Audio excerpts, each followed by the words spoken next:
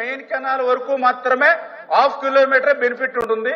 ఏదైతే మనం చెరువులకి, నియోజకవర్గాలకి, వాగులకి అన్నింటికి నీళ్లు ఇస్తే మొత్తం నియోజకవర్గాలు టోటల్ గా రాయలసీమ సస్యశ్యామలయ్యేటువంటి పరిస్థితి ఉంది అధ్యక్ష.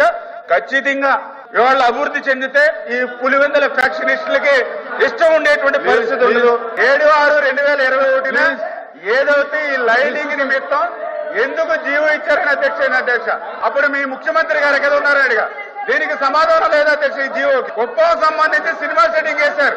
ముఖ్యమంత్రి జగన్మోహన్ రెడ్డి గారు వచ్చారు, బటన్ నొక్కారు, వాటర్ స్టోర్ చేయడానికి జీడిపల్లి దగ్గర 4 TMC వాటర్ స్టోర్ చేయడానికి మళ్ళా అడిషనల్ గా అవకాశం ఉంది.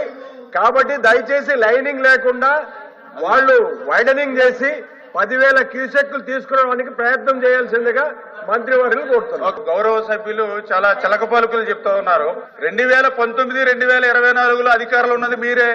2200 క్యూసిక్కులు ఉన్నటువంటి సామర్థ్యాన్ని ఒక్క క్యూసిక్కు కూడా ఎందుకు మీరు పెంచలేదు? 5 సంవత్సరాల పాలనలో ఒక్క అరబస్తా సిమెంట్ గాని, ఒక తట్ట మట్టి గాని ఎందుకు చేయలేదంటే సమాధానం చెప్పలేదు.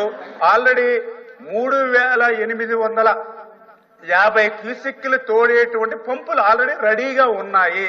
పంపులు ఉన్నా కూడా ఎందుకు మీరు 5 సంవత్సరాలు ఎందుకు ఉపయోగించలేదు? అందుకే మేము ఏ ప్రాజెక్ట్ కి కేటాయించినటువంటి విధంగా 3240 కోట్ల రూపాయలు HNSS కి కేటాయించాము.